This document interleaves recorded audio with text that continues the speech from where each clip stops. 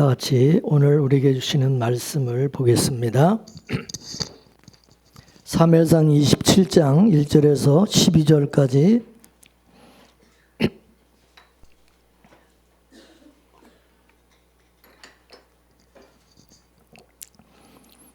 사무엘상 27장 1절에서 12절까지 교독하겠습니다.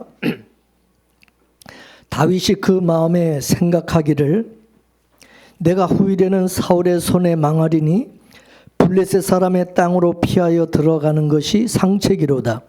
사울이 이스라엘 온 경내에서 나를 수색하다가 절망하리니 내가 그 손에서 벗어나리라 하고,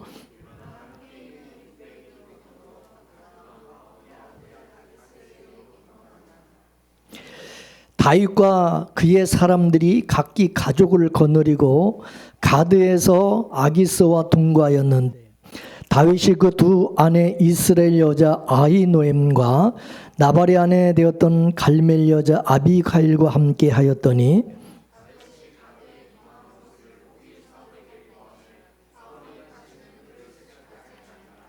다윗이 아기스에게 이르되 내가 당신께 은혜를 받았거든 지방 성읍 중 한 곳을 주어 나로 거하게 하소서. 당신의 종이 어찌 당신과 함께 왕도에 거하리까?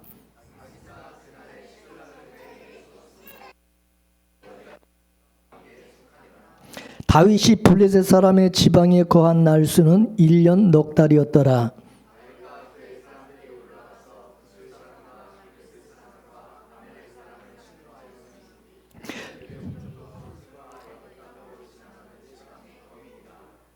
다윗이 그 땅을 쳐서 남녀를 살려두지 아니하고 양과 소와 나귀와 약대와 의복을 취하고 돌아와서 아기스에게 이르되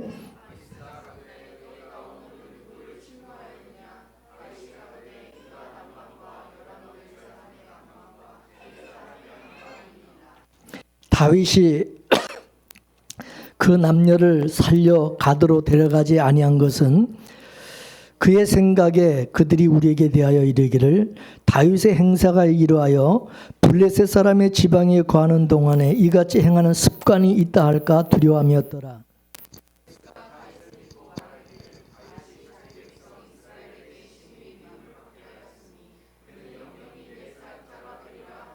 아멘. 다윗은 그동안에 여호와께서 항상 함께 하심으로 말미암아 절대절명의 위기 속에서도 살아남을 수가 있었어요. 그렇다고 한다면 사도 바울처럼 내가 힘에 지나도록 심한 고생을 받아 살 소망까지 끊어지고 마음의 사형 선고를 받은 줄 알았으니 이는 자기를 의뢰하지 말고 오직 죽은 자를 다시 살리시는 하나님만 의뢰하게 하십니다. 그가 이같이 큰 사망에서 건지셨고 또 건지시리라.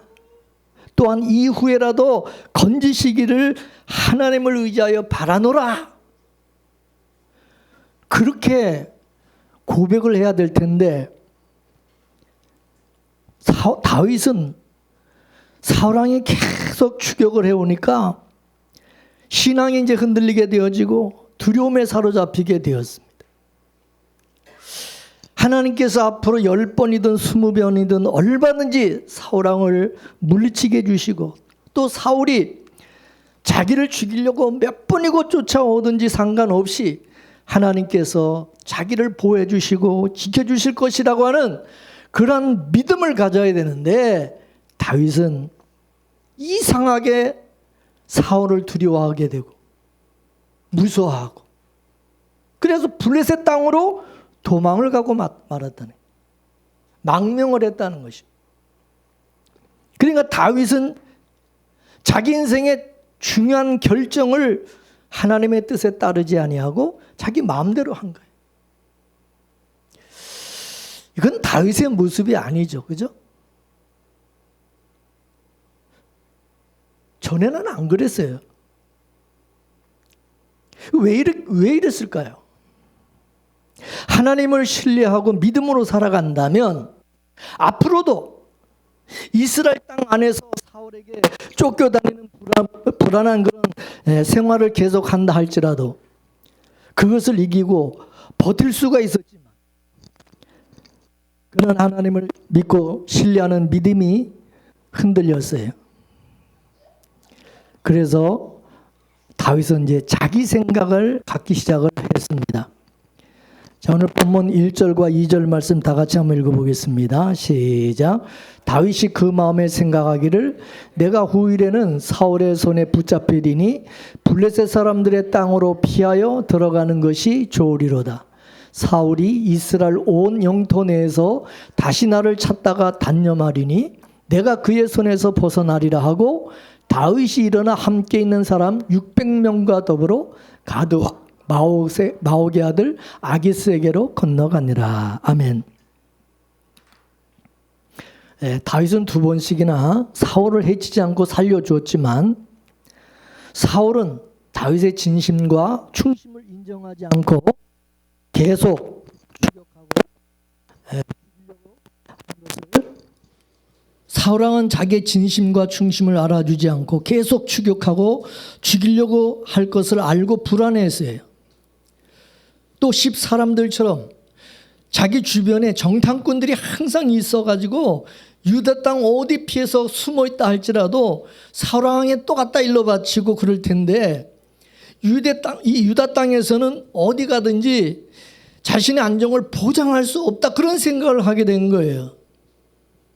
그래서 다윗은 이제 이 유다 땅을 벗어나야 되겠다 그런 마음을 먹고 자기 군대 자기 그 부하들 600명과 가족들을 전부 데리고 블레셋 땅 가드 왕이었던 아기스에게로 갔다는 것입니다.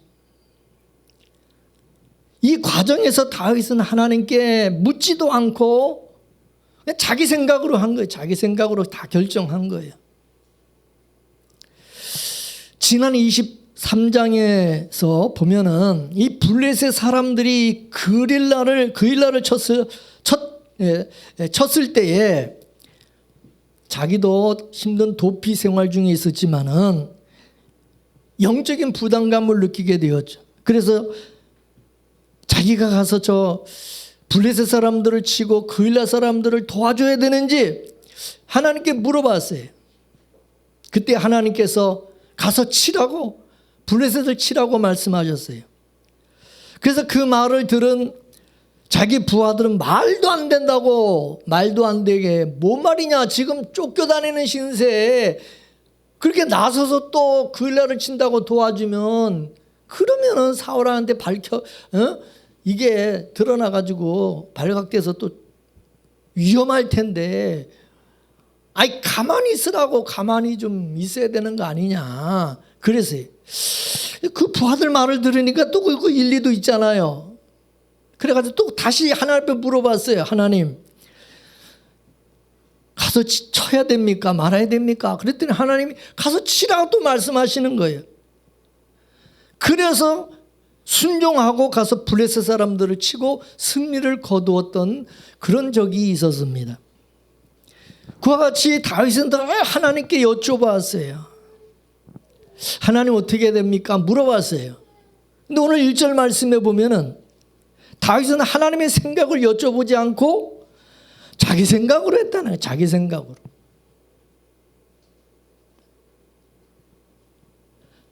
결국 우리 삶의 관건은 뭐냐? 끊임없이 나의 생각으로 사느냐? 아니면 하나님의 생각으로 사느냐?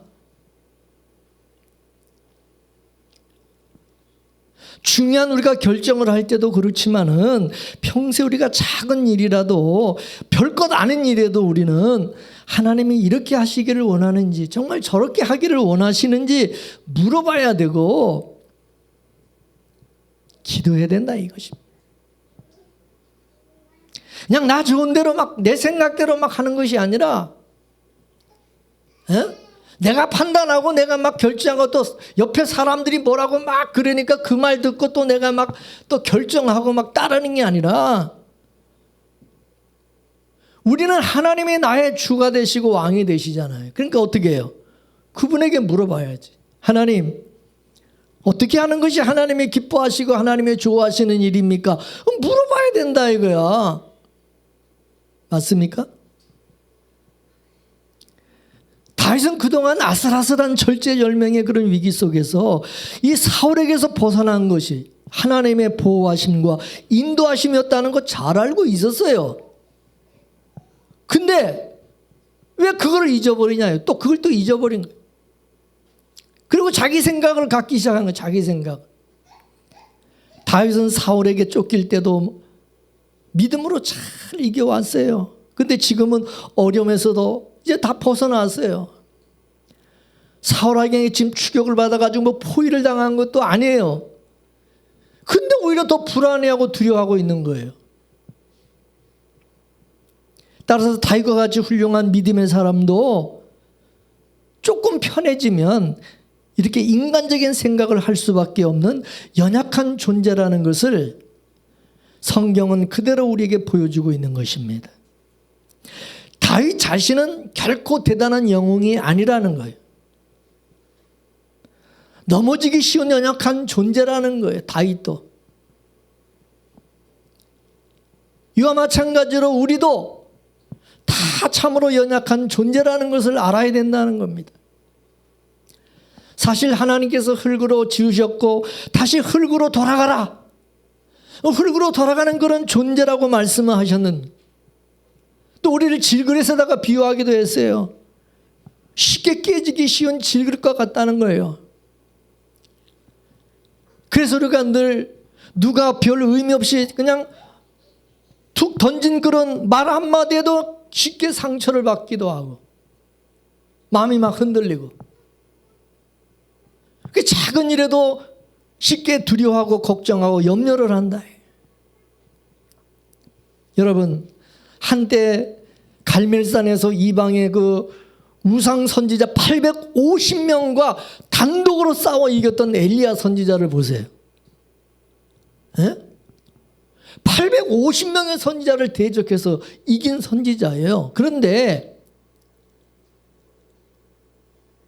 그를 죽이려고 하는 악한 아방이 안에 이세벨의 그 노염 앞에 두려워 떨면서 도망가가지고 로뎀나무 아래에서 죽여달라고 자기는 죽기를 원한다고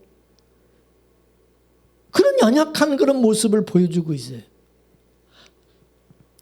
아니 한때는 그렇게 대단하게 말입니다. 그런 용기와 그런 담대함으로 승리를 거뒀던 엘리야 선지자도 또 한순간에 이렇게 무너지는 거야.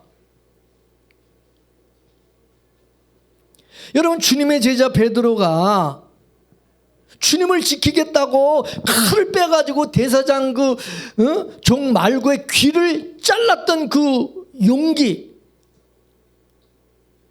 그리고 죽기까지 주님을 버리지 않겠다고 그렇게 큰 소리를 쳐놓고 나중에 어떻게 했습니까? 결국 3번이나 예수님을 모른다고 부인하고 조그마한 어린 계집종에게 거짓말을 하고 주님을 저주까지 했던 그런 연약한 모습을 보여주고 있어요.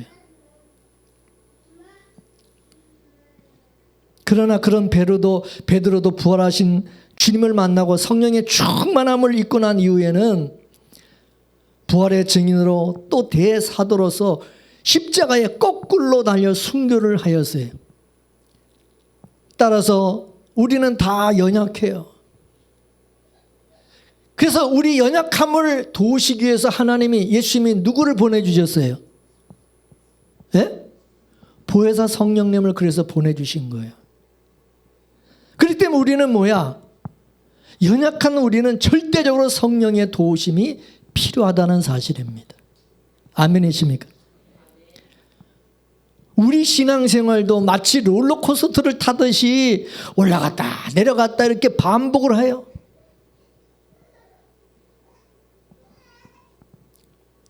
지난번에도 말씀드렸지만 신앙의 1세대, 2세대들은 이게 그래요. 롤러코스터를 타는 것 같아요.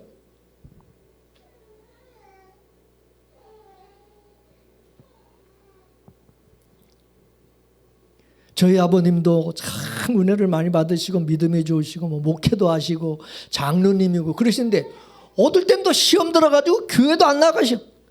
뒤에가 바로 교회인데도 교회 안 나가. 참 그런 거를 볼 때 마음이 얼마나 아픈지 몰라요. 저렇게 교회도 안 나가시고 저러다가 돌아가시면 어떨까 막 걱정도 하고 막 그랬는데 나중에는 또 이게 또 회복이 돼가지고 또 은혜가 충만해서 돌아가시 저기는 또 성령 충만하셔가지고 그래갖고 또 나중에 그렇게 가셨는데 저희 아버님도 보니까 2세 신앙의 2대인데 이게 막 많이 흔들리시더라고. 믿음이 좋은 사람들은 보면 이게 올라갔다 내려갔다 이 폭이 크지 않아요. 근데 그렇다고 그게 없는 건 아니다 이거예요. 근데 믿음이 약한 사람들은 어떠냐? 이게 올라갔다 내려갔다 이게 폭이 엄청 크다는 거예요 이게. 믿음이 성숙한 사람들은 그 폭이 작다는 크냐 작으냐 차이지 다 있다는 거예요. 다 누구나 있다는 거예요. 성경에서 그걸 보여주고 있는 거예요. 그러한 신앙에 우리가 기복을 최대한으로 줄일 수 있는 길이 뭐냐? 바로 하나님의 성령 충만한 가운데서 하나님의 시각으로 하나님의 생각을 우리가 갖고 살아가는 거다 이게. 하나님 말씀 중심으로 사는 거다 그거예요. 믿습니까? 그렇기 때문에 성령께서는 늘 하나님의 말씀을 듣게 하시고 하나님의 말씀 앞에 나 자신을 돌아보게 하시는 거예요. 그래서 예배가 필요한 것이고 그래서 말씀 묵상이 필요한 것이고 그래서 기도가 필요한 거예요. 그래서 예배와 말씀 묵상과 기도는 나를 올감의 족쇄, 이게 우리의 족쇄가 아니라 알고 보면 이게 나를 살리는 길이라는 거예요. 아멘이십니까? 우리가요 자꾸 내 생각대로 자꾸 살게 되면 반드시 여러분 두려움이 오고 불안이 오고 염려가 오게 돼 있어요. 그래서 제가 예수 안에서 우리가 죽으라고 그러는 거는 죽은 사람은 자기 생각이 없기 때문에 이제 우리가 사는 것은 그리스도가 내 안에 사는 사람이기 때문에 이제는 내 생각이 아니라 주님의 생각으로 사는 자가 되어야 된다는 거죠. 아멘이십니까? 우리가 우리 생각으로 자꾸 상황을 보고 판단해요. 내 생각에는 내가 볼 때는 뭐 이렇게 될 것이다 저렇게 될 것이다 그렇게 예측을 한다 이거예요. 그러니까 삶에 걱정이 끊이지 않고 오는 거예요. 걱정이 계속해서 자기 생각으로 자꾸 이렇게 생각하니까 그렇게 판단하니까 예측하고 앞으로 어떻게 될까 그런 염려, 내가 늙어서 노후에 어떻게 살까 그런 염려, 또 내 자녀 교육에 대한 염려, 내 자식을 나중에 어떻게 교육을 해야 되는가, 건강에 대한 염려, 이 다 자기 생각으로 사니까 계속해서 불안한 거예요 이게.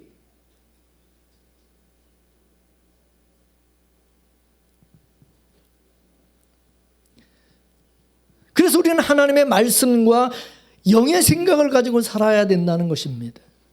그러기 위해서 우리는 성령을 받아야 되고 성령의 도우심으로 살아가야 된다는 사실입니다. 로마서 8장 5절 말씀을 보겠습니다. 시작. 육신을 쫓는 자는 육신의 일을, 영을 쫓는 자는 영의 일을 생각하나니 그랬어요. 사람은 두 종류라는 거예요. 하나는 육신을 쫓는 사람과 하나는 영을 쫓는 사람이 있다 그것입니다. 육을 쫓는 사람은 뭐냐? 자기 생각으로 사는 거예요. 자기 위주로. 영을 쫓는 사람은 뭡니까? 성령이 주시는 생각으로 사는 거예요. 믿음으로 사는 거예요. 말씀으로 사는 거예요. 우리 육체라고 하는 것은 이 세상이라고 하는 이 환경 속에 우리가 살아가고 있어요. 그래서 이 세상에 절대적으로 우리는 영향을 받을 수밖에 없어요. 우리 육신은. 그 육신을 가진 인간은 이 세상을 떠나 살 수가 없어요. 그래서 우리는 이 육신을 유지하기 위해서 이 세상으로부터 우리가 공급을 받아야 돼. 그래서 육신을 쫓는 사람은 세상을 의지할 수밖에 없고 세상을 쫓을 수밖에 없고 그들은 항상 잘 먹고 잘 사는 일에 모든 관심을 쏟는다, 그것입니다. 그들의 관심은 육신의 관심이고 세상에 대한 관심인 것입니다. 예수님께서 이 땅에 오셨을 때 육신을 쫓는 사람들은 당연히 예수님으로부터 세상적인 것을 기대했어요. 예수님께서 오병이어로 막 수천 명을 먹이고 12강줄이 막 남기고 막 그런 기적을 보니까 사람들이 그 다음 날에도 또 예수님을 찾아오고 그 다음 날에 또 예수님을 찾아 나섰어요. 왜? 그들은 육신의 만나를 기대하고 예수님을 찾아오는 거야. 근데 예수님은 뭐요? 하늘의 만나에 대해서 말씀을 하시는 것입니다. 그러니까 육신을 쫓는 사람들은 예수님이 하신 말씀이 도무지 무슨 말인지 알아들을 수가 없어요. 어려워서. 뭔 말을 하는지. 하나님의 의가 어떻고 뭐 천국이 어떻고 죽음 이후의 심판에 대한 뭐 어떻고 관심이 없어. 그런데 관심이 없어요. 오로지 이 땅의 일과 먹고 마시고 하는 일에 예수님은 어떤 비책과 어떤 생각을 가지고 있는지 그런데도 관심이 많았던 것입니다. 근데 예수님은 무엇을 먹을까, 뭘 마실까, 뭘 입을까 염려하지 말라. 그거 다 이방인들이 구하는 것이다 라고 말씀하셨어요. 그러면서 예수님 자신이 이 세상에서 살면서 세상을 쫓지 아니하고 오히려 세상을 거슬려 살아가는 그런 모범을 보여주셨어요. 떡으로 사는 것이 아니라 하나님의 말씀으로 사는 것을 그걸 보여주셨어요. 따라서 우리가 뭘 생각하느냐, 그게 바로 여러분이 누군가를 결정하는 거다. 그것이 뭘 생각하느냐, 다른 말 필요 없어요. 24시간 동안 하나님을 생각하면 그 하나님의 사람이요. 24시간 동안 그 세상 것만 생각하는 사람, 그 세상 사람이요. 영을 쫓는 사람은 영의 일만 생각하고 직장에 가서도 일을 하면서 하나님을 생각하는 것입니다. 돈을 벌면서도 하나님을 생각하는 거예요. 목적이 왜 돈을 버는 거예요? 하나님을 위해서, 하나님의 나라를 위해서, 복음을 위해서 버는 거지. 세상 일에 바빠서 얽매여서 바쁘지만 틈만 나면 그래도 하나님을 생각하는 것입니다. 하나님의 사람은 하나님을 생각하는 것입니다. 영의 생각을 하는 사람에게는 두 가지가 있습니다. 그것은 생명과 평안인 것입니다. 왜 영의 사람들에게는 생명이 있습니까? 간단합니다. 성령 안에 생명이 있기 때문에 그렇습니다. 이 생명은 하나님의 생명인 것입니다. 생명이 있는 곳에는 죽음이 사라지는 것입니다. 죽음이 사라지기 때문에 눈물, 고통, 한숨이 없어요. 그렇기 때문에 그곳에는 진정한 평안이 있는 것입니다. 구원받은 사람은 죽은 이후에도 구원을 받는 것뿐만 아니라 이 세상에 있어도 받는 거예요. 뿐만 아니라 세상 사람들에게 기쁨을 또 나눠주는 그런 사람이 되는 겁니다. 저는 이 축복이 저와 여러분에게 있기를 축원합니다. 로마서 8장 7절 말씀을 한번 보겠습니다. 시작. 육신의 생각은 하나님과 원수가 되나니 이는 하나님의 법에 굴복하지 않을 뿐만 아니라 할 수도 없습니다. 육을 쫓는 사람들은요, 사망의 그림자 안에 들어가게 되고 결국은 사망을 맞이하게 된다는 거죠. 근데 여러분, 더 무서운 말씀이 있어요. 뭔 말씀? 뭐요? 육신의 생각은 하나님과 뭐가 된다고? 원수가 된다. 하나님과. 뿐만 아니라 하나님의 법에 굴복할 수도 없다는, 하나님의 말씀의 법에 절대 굴복할 수, 순종이 안 된다는 거예요. 순종해야 된다는 거 알면서도, 안 되는 줄 알면서도 그게 안 된다는 거예요. 할 수 없다는 거예요. 이게 육의 사람이라는 거예요.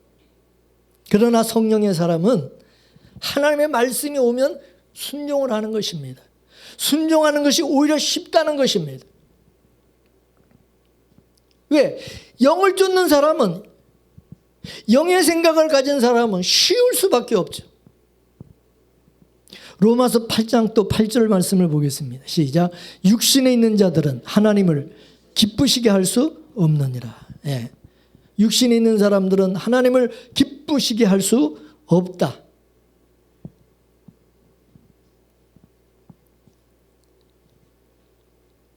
육의 사람이 영의 사람으로 바뀌지 않으면요, 절대 하나님을 기쁘게 할 수 없고 하나님을 기쁘게 하는 그런 삶을 살아갈 수가 없는 것입니다. 그렇기 때문에 우리는 반드시 성령으로 거듭나야 되고 성령의 능력 안에 살아가는 그런 자가 되어야 할 줄로 믿습니다.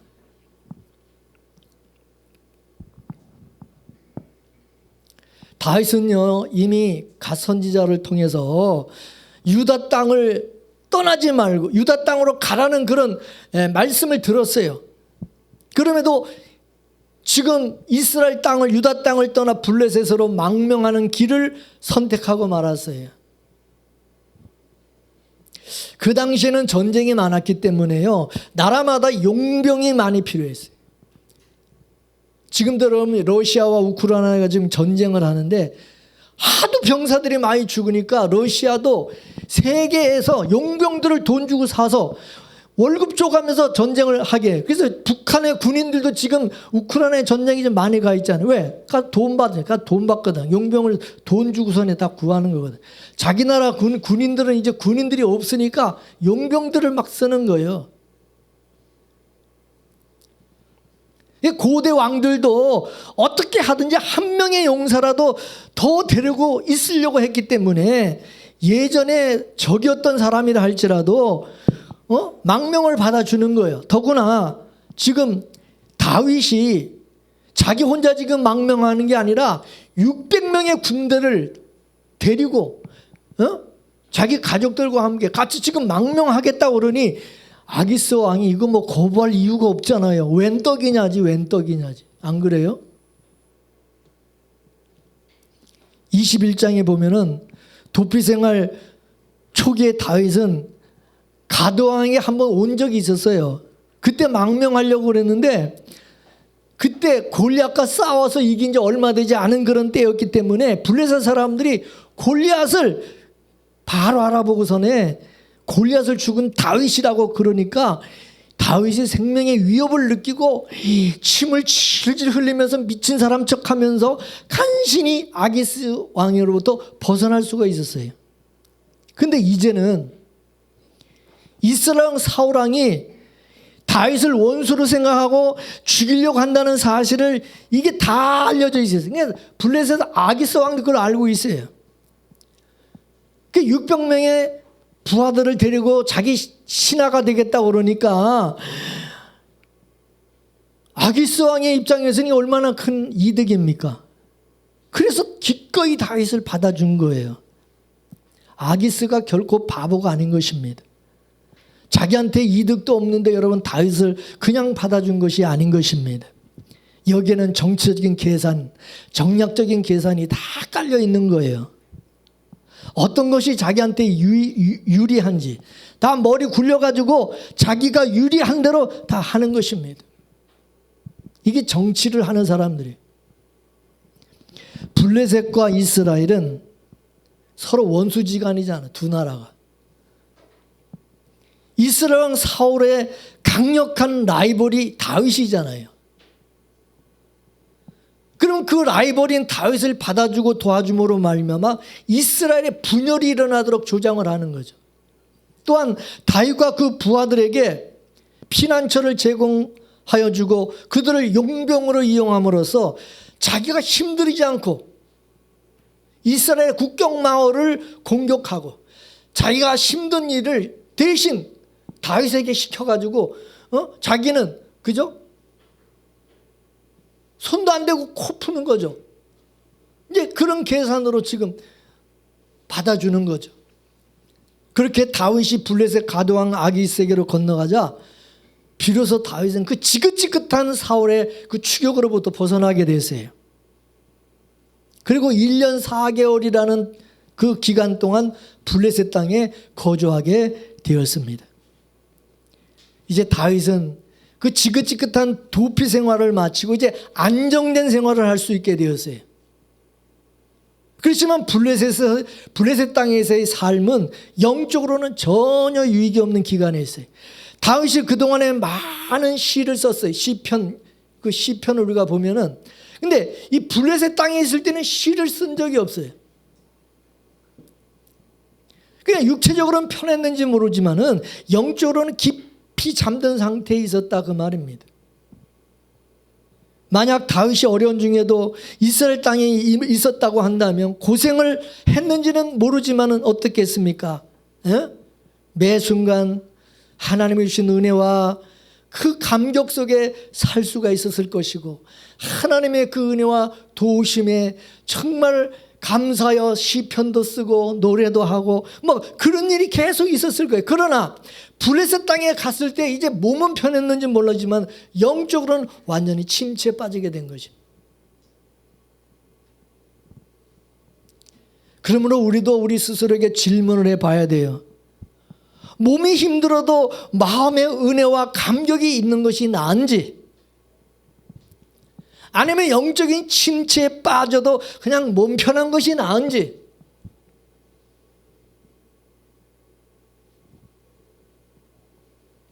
근데 우리 인간은 어쩔 수가 없는 것 같습니다. 대부분의 사람들은 몸이 편한 쪽으로 선택을 한다는 거예요. 몸 편한 것은. 그러나 그런 식으로 살게 되면 우리 육신은 편하긴 하겠지만 영적으로는 깊이 잠들게 되어진다는 거죠.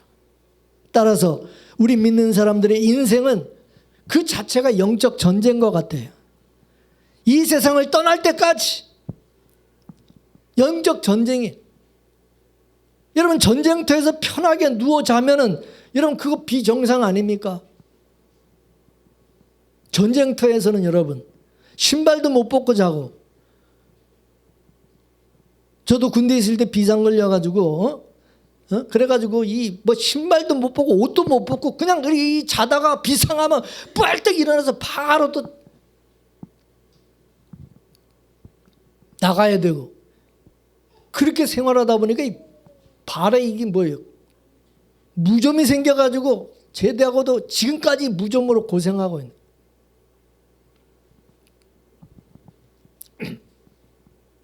전쟁터에서 어떻게 편하게 잡니까? 그냥 천막 속에서 땅에서 그냥 그렇게 자고 이 추운 이 혹한기 훈련하면 이 혹한기 훈련 땅 파고 들어가가지고 영하 40도 전방에는 30도 40도 되는데 그런 데서 또 자야 돼요.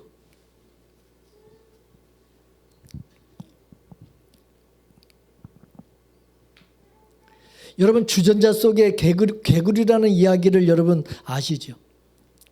개구리를 물에다 넣고 천천히 데우면 개구리가 편안하게 자다가 삶아 죽는다는 그런 얘기가 있는데요. 근데 몇 년 전에요, 실제로 누가 시험을 해봤대요. 개구리를 잡아가지고 냄비 속에다 집어넣고 이제 물을 이렇게 데웠대요.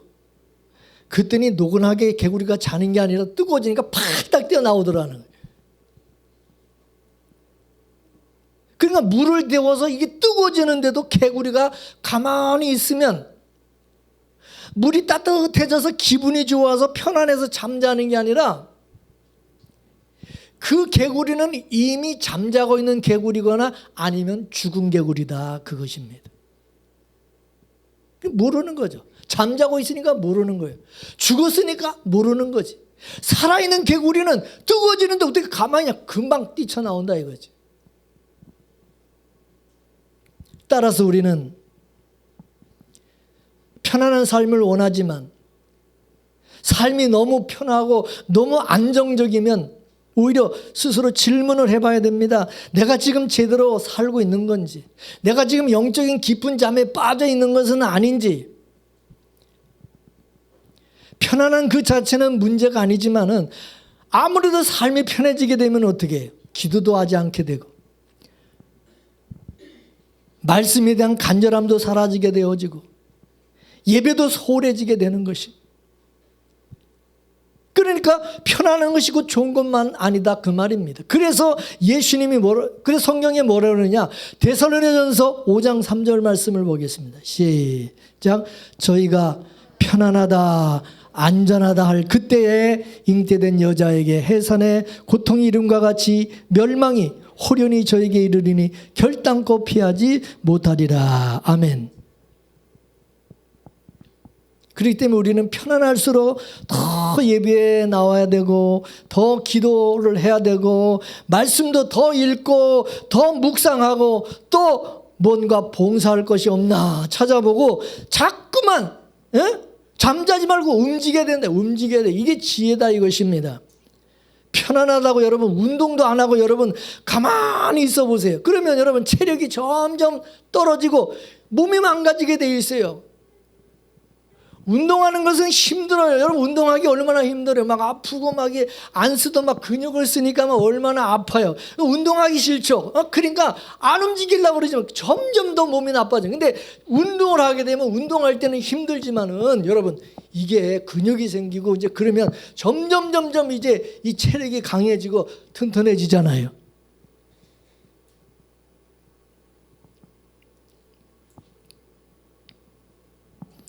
영적으로도 마찬가지예요. 가만히 있으면 이게 점점 더 약해지는 거예요.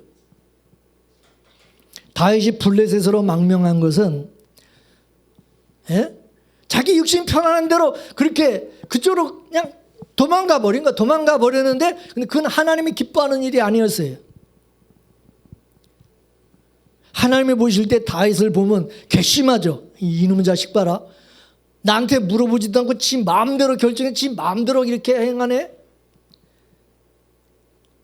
그래서 하나님께서 다윗을 버리고 하나님께서 다윗을 도와주지 않고 그러셨나요?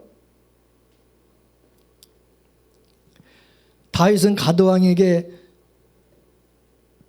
수도 가드로부터 남쪽 땅 시글락 땅을 거기 거주지로 달라고 요청을 했어요.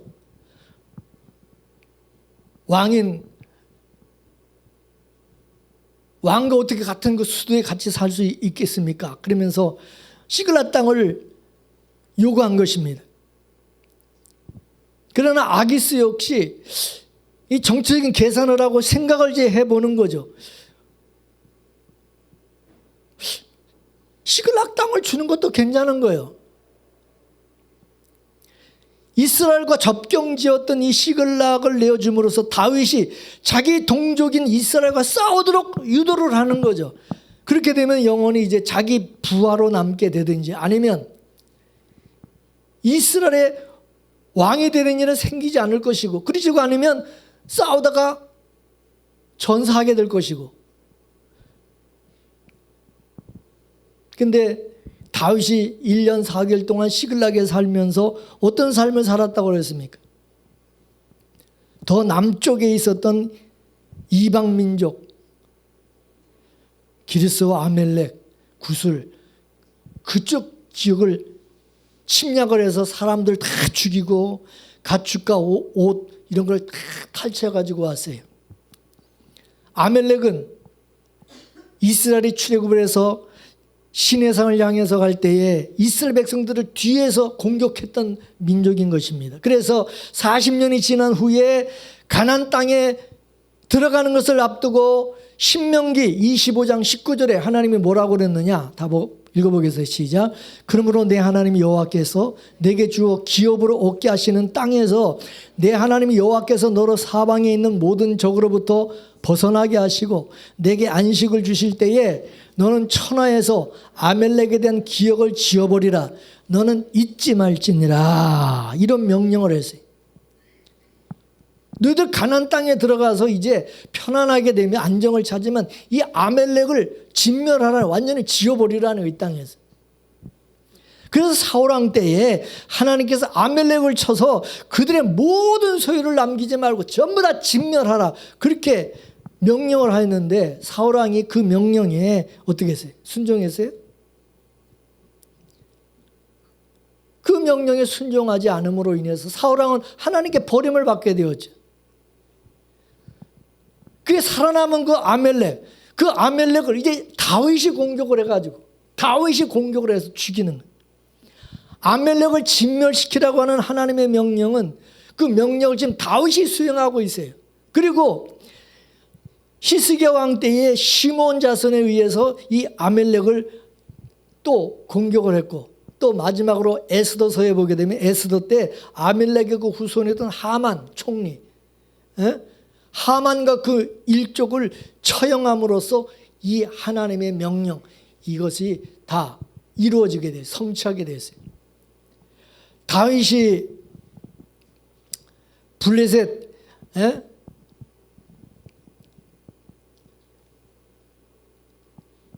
그 아기스가 있는 그 아기스 왕이 있는 수도에 왔을 때 아기스 왕이 이제 물어봤어요. 너는 요즘에 열심히 뭐 공격을 하고 열심히 뭐 침략하고 그런다는데 어디를 그렇게 열심히 전쟁을 하고 있는 거? 어디를 그렇게 침략해서 전쟁을 하고 있는지 물어봤어요. 그러니까 다윗이 뭐라 그러냐? 유다와 모세 장인어른의 그 민족인 겐족속을 공격했다고 거짓말을 했어요.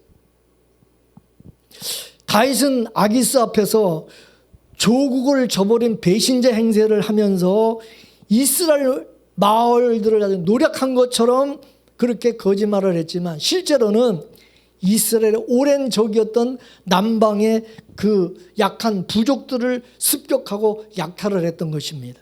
그리고 거기서 빼앗은 그 전리품 물건들을 아기스 왕에게 나눠주었어요.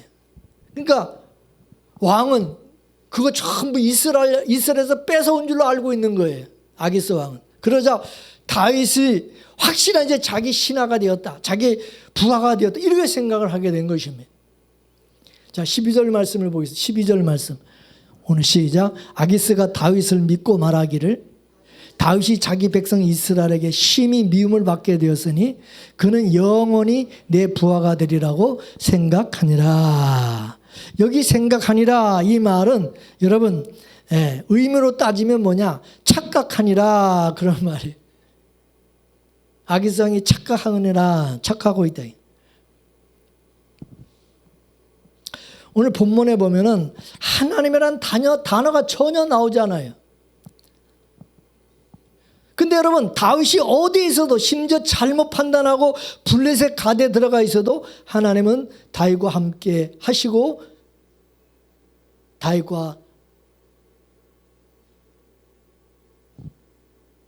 다윗을 지켜주시고 함께 하시는 것을 볼 수 있어요. 비록 다윗이 실수를 하고 하나님을 찾지 않은 가운데서도 하나님은 다윗과 함께 하셨어요. 그러니까 오늘 본문에 주는 메시지가 뭐냐면 다윗이 도덕적으로 실패한 그런 얘기도 아니고 영리하게 머리를 잘 굴리며 남을 속여도 된다 그런 얘기도 아니고 하나님의 돌보심에 대한 이야기입니다. 다윗이 잘못함에도 불구하고 하나님이 돌봐주시는 그런 하나님이시라는 겁니다. 사실 우리도 넘어집니다. 때로는 사탄의 유혹에 넘어지기도 하고 품지 말아야 될 그런 마음을 품기도 하고 하지 말아야 될 말을 할 때도 있고요. 넘어서서는 안 될 선을 넘어가기도 하기도 해요. 그래서 후회하고 자기 자신에게 실망하기도 합니다. 하나님 얼굴을 들 수도 없을 때도 있고 때로는 낙심할 때도 있어요. 그러나 우리가 넘어졌을 때 우리가 6번 넘어진다 할지라도 하나님은 7번 우리 손을 붙들어 이렇게 세워주신다는 거죠. 하나님께서 손을 내밀어 우리를 잡아주시고 다시 일으켜 주신다는 거예요. 우리가 하나님을 잡고 있는 게 아니라 하나님의 손이 우리를 잡고 있다는 사실입니다. 내가 실수하고 넘어지더라도 주님이 내 손을 잡고 있기 때문에 아주 넘어지지 않는다는 사실입니다. 믿으십니까? 성경에 보면 하나님의 손 또는 주의 손이라는 표현이 셀 수 없이 많이 나오는데요. 사실 하나님은 영이시기 때문에 손이 없어요. 무슨 하나님의 손이 있어요? 무슨 말이야? 한마디로 우리가 이해하기 쉽게 하나님이 일하시는 모습을 설명하기 위해서 비유적으로 이렇게 말씀해 주시는 거예요. 그렇습니다. 하나님은 손이 없어요. 그렇지만 하나님은 뭐예요? 이렇게 잡아주듯이, 손으로 잡아주듯이 우리를 붙잡고 계신다는 거예요. 그래서 아주 넘어질지라도 아주 엎드러지지 아니하고 다시 또 이렇게 세워주시는 그런 하나님이신 것을 믿으시기 바랍니다. 성경이 우리에게 보여주는 다윗은 무슨 드라마 주인공처럼 언제나 도덕적으로 깨끗하고 옳게 살았다는 것을 보여주는 게 아니라 다윗도 연약한 인간으로서 실수하고 실패하고 넘어지기도 하고, 그럼에도 불구하고 하나님께서 그를 보호해 주시고 붙들어 주셔서 당신의 선한 뜻을 이루신다는 것. 하나님은 블레셋의 그 악한 환경 속에서도 다윗을 지켜주시고 그리고 구원을 이루신다는 것을 보여주고 있는 것입니다. 이와 같이 하나님은 은혜와 긍휼을 베푸시는 하나님이신 것입니다. 당장의 현실을 보게 되면 다윗이 블레셋 가드왕 아기스에게 속해버리고 아기스의 부하처럼 보입니다. 우리도 그래요. 우리도 이 세상 속에 우리가 살아가면서 이 세상 사람들처럼 보이지만은 우리는 결코 세상에 속한 사람들이 아니라는 것입니다. 다윗이 훌륭한 것은 다윗이 잘못한 것이 하나도 없는 데 있지 않아요. 다윗도 수없이 잘못을 저지르고 엄청난 죄도 지었어요. 따라서 다윗이 훌륭한 게 아니라 하나님께서 다윗을 버리지 아니하시고 다윗과 함께 하심으로 다윗이 잘못했을 때 그걸 깨닫게 하시고 하나님 앞에 돌아와 회개하게 하시고 하나님이 붙들어 주시고 인도하셨다는 사실입니다. 그게 은혜라는 거죠. 우리도 여러분 얼마나 실수가 많은 사람들입니까? 우리가 하나님이 기뻐하지 않는 그런 방향으로 우리도 나가기도 합니다. 그럼에도 불구하고 우리가 깨닫고 마음을 돌이켜 회개하고 다시 하나님을 붙들고 나가도록 성령께서 도와주신다는 것입니다. 그리고 하나님은 여전히 우리가 신실하게 우리를 보호해 주시고 지켜주시고 인도해 주신다는 사실입니다. 성령 하나님께서는 그래서 우리 연약함을 도우시기 위해서 우리와 함께 하시고 계신다는 것입니다. 돕는다는 말의 의미는 뭐냐? 손을 내밀어서 붙잡아 준다. 또는 번쩍 들어 올린다. 그런 의미를 가지고 있어요. 그리고 이 돕는다는 것은 현재형이에요. 현재형. 지금, 현재, 계속적으로 우리 연약함을 붙잡아 주시고 도와주신다는 것입니다. 지금도 도우실 뿐만 아니라 앞으로도 새해에도 계속해서 우리를 도우시는 분이라는 뜻입니다. 그렇기 때문에 연약한 우리들은 항상 성령을 의지해야 되고 우리는 성령의 도우심으로 지금 살아가고 있다는 사실을 잊어서는 안 되는 것입니다. 아멘이십니까?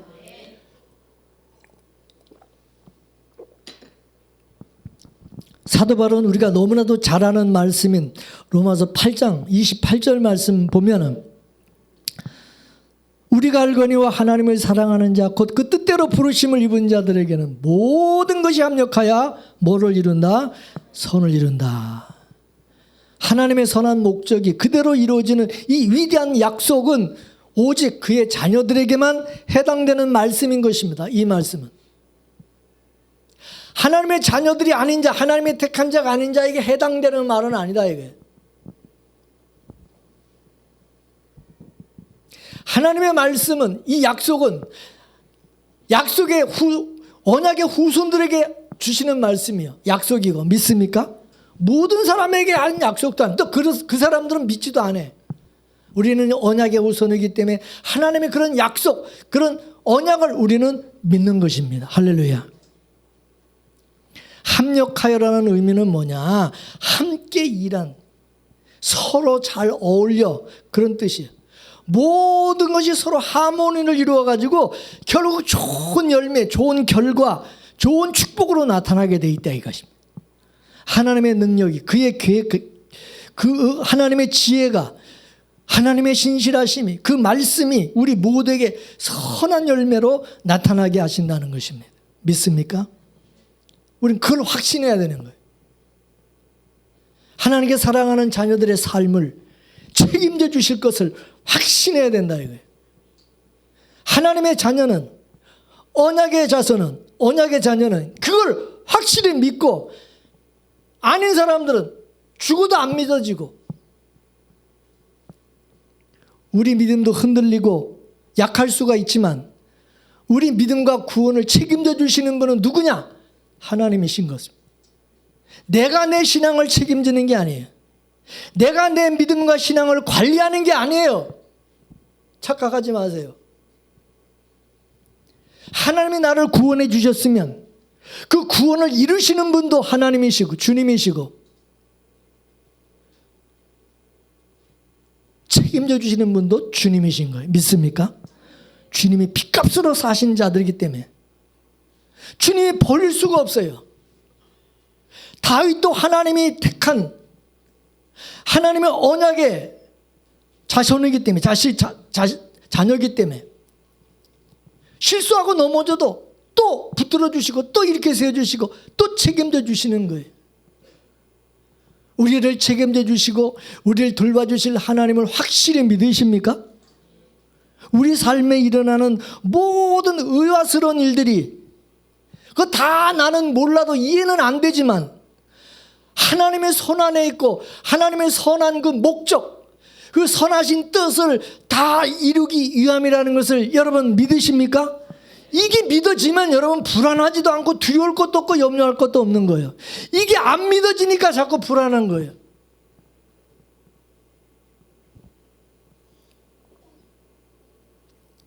또 성령 하나님께서 보혜사로 우리 가운데 오셔서 내 안에 오셔서 도와주실 것을 믿습니까? 내가 연약함을 아시고 내가 넘어질 때 연약할 때 도우시는 성령께서 나를 붙들어 주시고 또 나를 이렇게 세워주시고 말씀에 믿음에 세워주실 거 믿습니까? 그러면 우리는 성령님을 더 의지를 해야 되는 것입니다. 약할 때 강함 되시는 주님께서 역사하셔서 늘 승리하게 해주실 줄로 믿습니다. 우리 모두의 삶을 매일매일 보호해 주시고 인도하셔서 하나님의 선하신 뜻이 우리를 통해서 이루어지는 하나님의 선하신 그 손길을 경험하는 저와 여러분이 다 되기를 주의 이름으로 축원합니다. 축원합니다.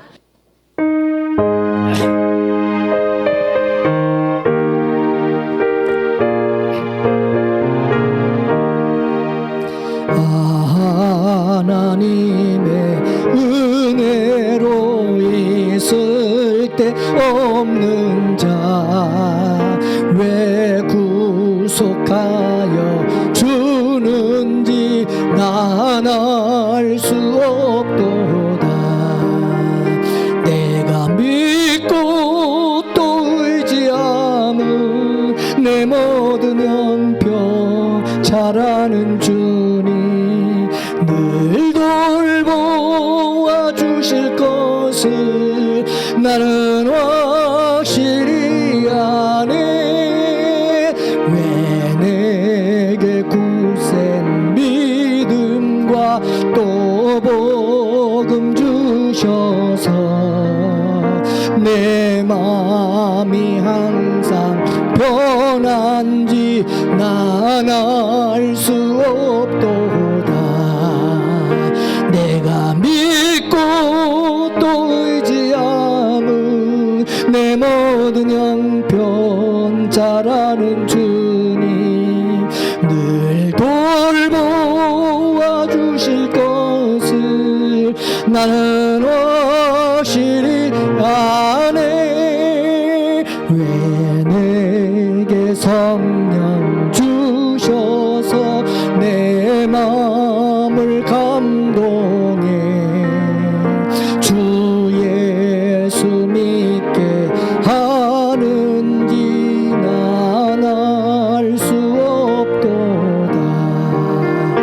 내가 믿고 또 의지함은 내 모든 형편 잘 아는 주님 늘 돌보아 주실 것을 나는 확실히 아네. 주 언제 강림하실지 혹밤에 혹낮에